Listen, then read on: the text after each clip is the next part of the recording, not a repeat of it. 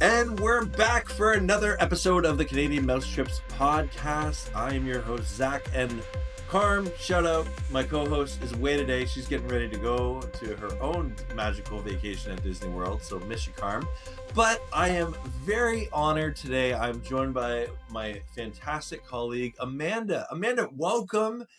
How does it feel being the first guest host on the Canadian Mouse Trips podcast? Oh, I'm so excited. Thank you so much for asking me to come on. And I think this is going to be a lot of fun. Yeah. Well, I'm excited. We're going to talk about Disney dining today, and I'm really Yes. excited to talk about tasty food and treats and stuff with you. But maybe just before we get started, Amanda, can you say a little bit about yourself? I know you're a travel agent that specializes in Disney travel. How long have you been doing this? And I'll make sure that your email is down below if people want to contact you. But just introduce yourself. Sure. So this is my second year being a travel agent. But I kind of joke that I probably took my first steps in the Magic Kingdom. I've been going to Disney as long as I can remember. I was really lucky that my family kind of always had a place there. My grandparents really loved Florida. And so it was something that we did growing up. And now I love the opportunity to take my own family and make our own memories. And I love being able to help other people do that same thing. I have some amazing nostalgic memories from my childhood. And then I have obviously some really cool ones of my own of taking my daughter. And so I love being able to help people make those memories that can last a lifetime for them. Very cool. Very cool. Well, and we're going to start off with a little bit of a game before we get into our main topic of Disney dining, but still on theme. We're going to play a Okay. game called Travel Agent Recommendations. Okay. And in this game, I'm going to give you a scenario, and we'll, you know what? I'll just do it this way. You have to pick a dining location in each of the four parks Mhm. and one resort dining. Okay. And so your scenario is you have a family of four, we'll say two kids, two parents, and we'll say the kids are 8 and 10. Kids are eight and Okay. 10. And they're looking for you for dining recommendations. Let's do Epcot first. Where are you sending them or recommending? Epcot. Epcot is such a tough one because Yeah. they have fantastic restaurants, but also they have that beautiful world showcase where you can kind of eat around the world. um, so if we're doing table dining, I love Via Napoli. I think it's just such a great family restaurant, amazing Italian style pizza in Italy. Just very authentic that way with the pizza. But I am always a fan of just having little bits and bites around that world showcase. I know it's not a sit down table service dining, but that's my personal preference. But if people are looking for that restaurant experience, I would say Via Napoli is a great one. Um, let's stick with that for now. Wait, I'm blanking on the name. The German restaurant name. I'm blanking on it right now. They have like live music and stuff there. Why am I Oh, is blanking it on? the beer garden? Yes, there we go. Okay, okay. Yes, oh man, if anyone from Germany is watching this, you can roast me in the comments. I'm so sorry for that. Anyway, yeah, I think that was one of the like dining experiences that just completely caught me off guard. Of like, oh, I did not realize what a great experience this is altogether. But we'll go with that. Okay, let's Epcot. Let's go over Hollywood Studios. Hollywood Studios, so many great dining experiences here. I really love the Roundup Rodeo. So it's the Toy Yeah. Story themed, super cool, just like you've walked into Andy's toy box and you're a toy in there. So no actual characters, but so much fun in this restaurant. And I love the food. I think there's something that you can get for everyone. It's served family style. It's basically a huge plate of barbecue, tons of different types. You get tons of side dishes and a dessert with it. So it's a great one for a family of four to come in, a little bit cheaper than the normal kind of character dinner, but you're still Mm. getting a super fun experience in there. Everybody really kind of plays into the scenarios. Like, for instance, chance, I'll just give one because I don't want to give too much away. But there's one of the things that they do is you'll hear them kind of announce Andy's coming and everybody freezes. So you can be mid drink and you're frozen, and the waiters and waitresses are bringing stuff out and they're frozen. So it's a really cool moment to kind of like look around and see what's going on, and everybody participates. It's just a super fun thing. That's awesome. Oh man, yeah. Mhm. Oh man, I haven't dined there yet, but that on my next trip, I'm gonna put that on a must do for me. Absolutely. It's really good. Okay, okay, that's pretty good. Let's go to Animal Kingdom. Animal Kingdom. Love Yak and Yeti there. Yeah, Phenomenal. yeah, I like So, Yakima. so Yeah. good. Love the noodle bowls, the wok stuff. Last time I was there, I think I had the dragon roll bowl. So kind of like a deconstructed sushi type thing. Really delicious. Something for everybody for sure. And Okay. very cool. Okay. Very cool. Very cool. And then final park, Magic Kingdom. Magic Kingdom. So Magic Kingdom is one of those ones where you have amazing, amazing character dining, obviously. Cinderella's Royal Table. That's the big one that everybody thinks of when they think of Magic Kingdom, right? And the food there's excellent as well. Be Our Guest, same kind of thing as the Roundup Rodeo. Not quite a character dinner. You do see the Beast make an appearance, but the French food, phenomenal. But if you're looking for something more casual, I love just kind of like the Skipper's Canteen is really delicious and has a really fun flair to it. Yeah, I'll put a plug in. I know it's a quick service restaurant, but the Columbia Harbor House I have a personal just love for because on a hot day you can go upstairs and there's always places to sit. It seems up there almost all the time, and it's air conditioned. And Yes, if you're a chicken strips and fry type of person, it's a good place for it. absolutely. Or they have the lobster rolls there too. Delicious. Yeah, yeah, Mhm. yeah. Okay, and final recommendation. Let's say this family of four, they have a rest day. Mhm. Where are you recommending they go that's not in one of the parks? There's so many options here. There are so many options. Just because there's two kids there, and I don't know if they're picky or whatnot, I'm going to go with a little hidden gem. So O- it is called Olivia's Cafe. It's in the Okay, old Key West Resort. Very kind of just chill, relaxing vibes. It's a fun resort to walk around or even take a little bike ride around too. But there's something there for everybody. They have kind of this old Southern, old Florida style with their food. So you can get kind of like fried chicken, but they also offer some nicer dishes. They offer burgers. There's a little bit there for everyone. I think they're more kind of famous for their brunch.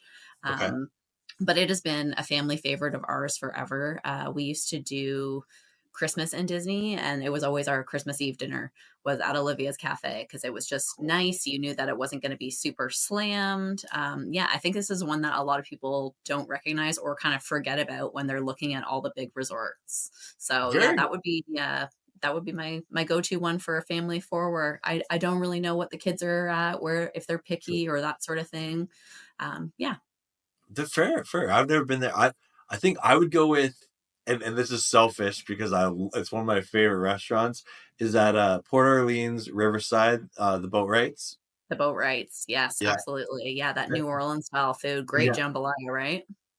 So and that prime rib is one of the best prime ribs I've ever had in my life, Mhm. and I particularly love if you go and you plan out your time wisely. After you go there, go on a nice little walk over to the French Quarter and get some Mhm. Mickey beignets. Oh, absolutely. You have And to have do the beignets when you're on Port Orleans. exactly. Anyway, okay, that was fun. Thanks for playing travel agent recommendations. That was fun. Lots of great options. And speaking of options for Disney dining, Amanda, we're gonna get more into it here.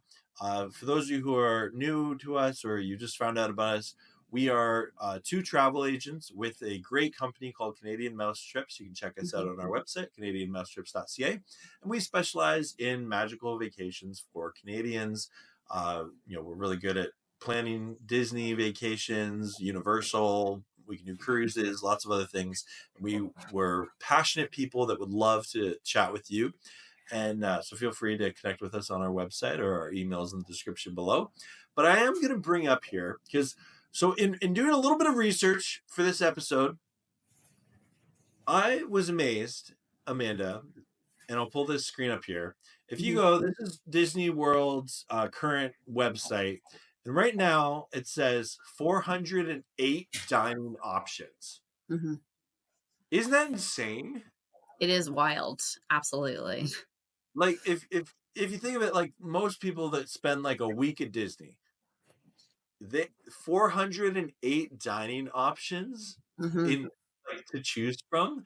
And I would be so bold to say that there are 408 quality options. And that's one of the things I appreciate about Disney dining specifically is that whether it's a character dining or a buffet style or family style, there's or even quick service, there is a level of professionalism that you get at a Disney dining location that you wouldn't get at, say, your average restaurant. Would you agree with that? Absolutely. Absolutely. Yeah.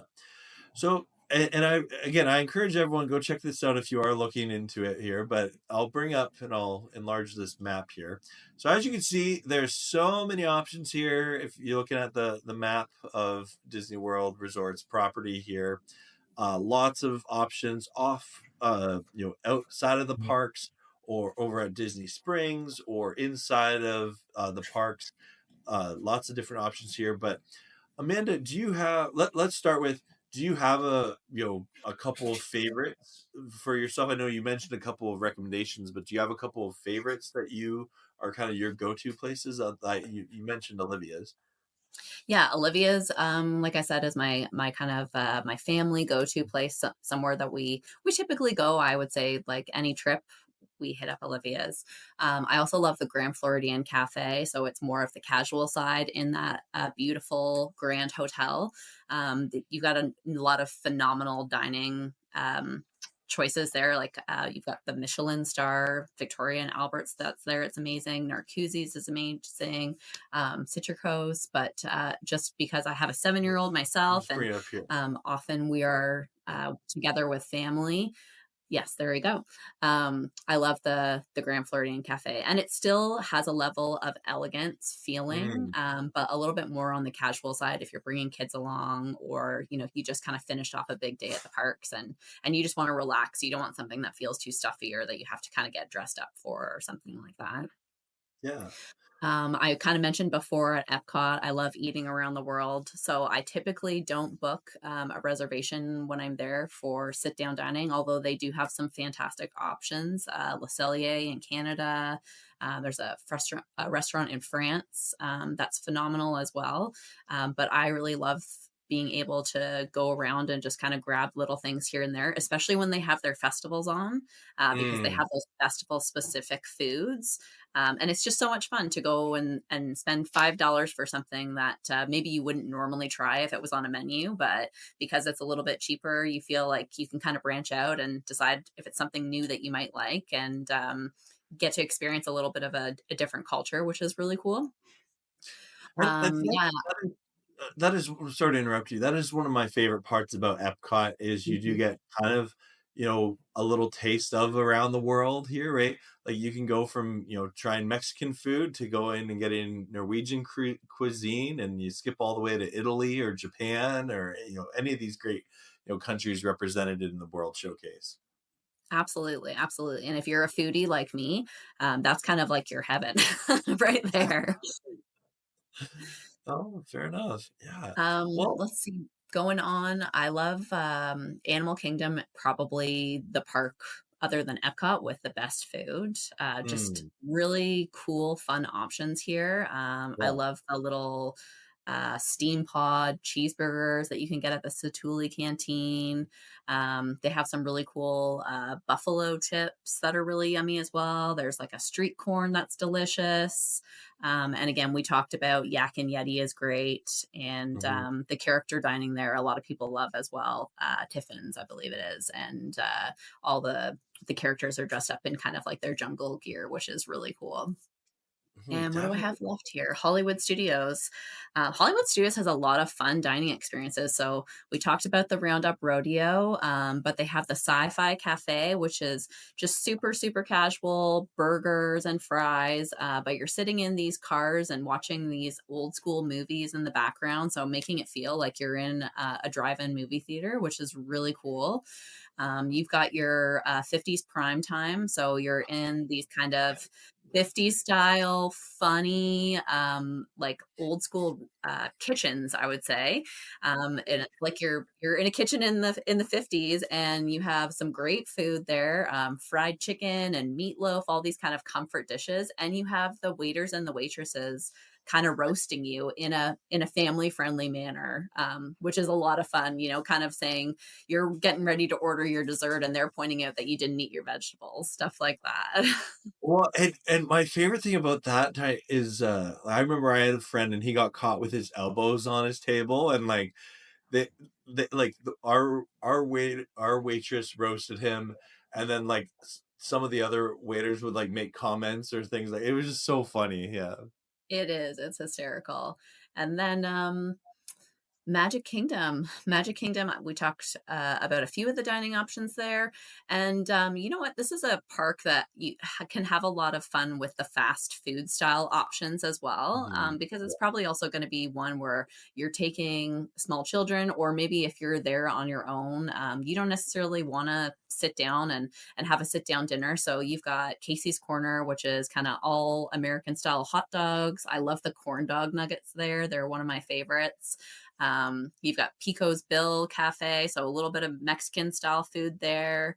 I know a lot of people love the Liberty Tavern, where you get the full kind of turkey dinner, served Mhm. family style, which is really delicious as well. And Mhm. definitely an excellent snack oriented park for sure. Well, and especially they got like when you go to the Magic Kingdom, you got some rides to get to, right? And so Exactly. yeah, it's good to have kind of that grab and go mentality.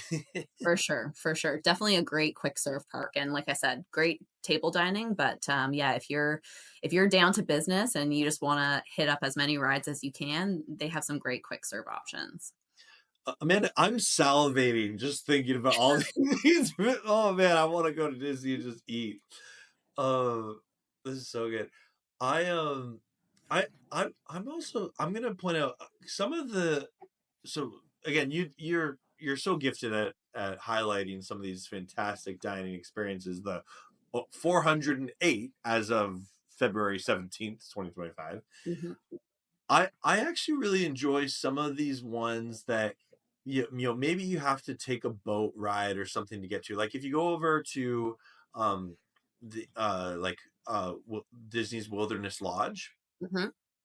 and like the Geyser Point Bar and Grill in there the Roaring Fork. Mhm. I love the Roaring Fork. That was one of my favorite Disney dining experiences Yeah. ever. The cornbread, oh so good. You've got Whispering Canyon in there too, I think. Yeah. Also delicious. Definitely, man. Oh, that's so good. Mhm. My favorite buffet restaurant, not just at Disney, but probably my entire life, is Boma over at Animal Kingdom Lodge. Yeah, Boma's a fantastic buffet. Um, and I love that it's a buffet without it being a character dining, because a lot of the buffets that we see at Disney typically tend to be character dining. Mhm. So it's great for that. Just kind of get up, serve yourself. Again, like a great thing to come back to, either first thing in the morning for breakfast or at dinner, just kind of relaxing, serving yourself, just kind of, going all in and getting that food. But yeah, Boma's great. And it has those fun flavors of Africa. Obviously, you're at Animal Kingdom Lodge. So it's not your typical, cheeseburgers, chicken fingers, French fries. You got some really diverse dishes on there, with some regular favorites, of course, which is excellent. Definitely. And if anyone's watching this, my personal favorite, their sweet potato soup there. It's just it's so good. It's so good. Oh, or no, wait, it was it sweet potato or butternut? I don't know. It was an orange soup. It was so good. It was so good. I can't stress enough how good it is. Um Man, I want to go and eat at all these places. Right? So let's okay. That was fun. That was fun, kind of looking around again. We don't have time to go through every single option here, but Sure. I show that to bring us back to this is so when you're working with a client, maybe it is a family of four, maybe it's a friend group, maybe it's a couple or something like that. Where do you start? Because that is so overwhelming at times Hmm. to Hmm. think like, okay, I'm planning my Disney trip out. How do I decide what restaurant to go to? Like how would you advise to kind of start that conversation? Mhm. So first of all, just obviously because we are who we are, planning with a Disney specialist super important. I actually just met with a client on Saturday who Mhm. had booked with just a generic travel agency, so not Disney specialists. They're a little bit older in their 70s, taking their kids and their grandkids to Disney for the first time. They're planning this. And they were told about the reservation book in advance. So for those of you that don't know, 60 days out, you get to go online and book your reservation. Reservations open at 6 a.m. And to get the ones that you want, sometimes, if you want those popular ones like Cinderella's Royal Table, you want to be on there at 6 a.m. booking those reservations. And if you're maybe not tech savvy, or again, you just don't even know choice wise, can be really difficult. And this is kind of where they found themselves because they were at this just generic travel agency. They're very busy, not experts on Disney. So when they kind of asked and approached them about it was kind of, uh, you know, do it yourself. It's pretty straightforward. You just go on and reservations open at 6. When you book with Disney specialists, that is part of our work that we do for you is jumping on at 6 a.m. and making those reservations for you. Um, And I'll just politely interrupt you there. yeah. It's 6 a.m. Eastern time. As a Yes. Maritimer myself in Nova Scotia, it's 7 a.m. our time. So Yes. 6 a.m. Eastern time. That's right. yeah. So But yeah, you're right. That they're is one of the benefits of booking is, we'll help kind of assist in that reservation process. And mhm, whether it's coaching, because I've had clients that say to me like, oh, it's something I'd really like, I'd like to do it. And so like I'll coach them absolutely. up on it. Or if something that I'll do is if they do want me to help book it for them, I'll do that. So that's a conversation you have before the 60-day window opens. For sure, for sure. But definitely, obviously, a great perk. And especially if you've never been there before and it's something that is completely new to you. Or, like I was speaking about this family, you got maybe some tech challenges, stuff like that. So Mhm. that's right off the hop a great conversation to have. Finding the interest of what the family likes. What do they not like? Do they have any allergies? Are they interested in character dining? I mean, the Yeah. 8 and 10-year-old that you kind of gave to me before, I would assume probably into it, but depending on what their interests are, maybe it's two boys and they're not into, the classic characters and they have no interest in the princess and the character dining just doesn't seem to be something for them. Maybe we've got really picky eaters, right? And then that's going to make a big change on the type of restaurants that you recommend or that you kind of send your clients to. So, yeah, just kind of a list of questions about, I guess, generally something that you would ask anybody when you're trying to decide on a restaurant, right? Like, what types of foods do you like to eat? What do you not like? Do you have any allergies? That sort of thing. And Disney's so great for accommodating for those things as well. Top My mom tier. actually has a garlic and onion allergy, and she's gluten intolerant. And so they are fantastic about just being able to send a manager or sometimes even the chef over to the table to say, hey, Mm. I hear we've got some allergies here. Can you tell me a little bit more about that? She explains, her allergies, and they say, okay, well, what would you like on the menu? Instead of just telling her directly, this is what we can offer you, which I love. I love that they allow them to say, this is what I'm thinking I might like to eat. Is there any way that you could do this? And then they will accommodate the best that they can.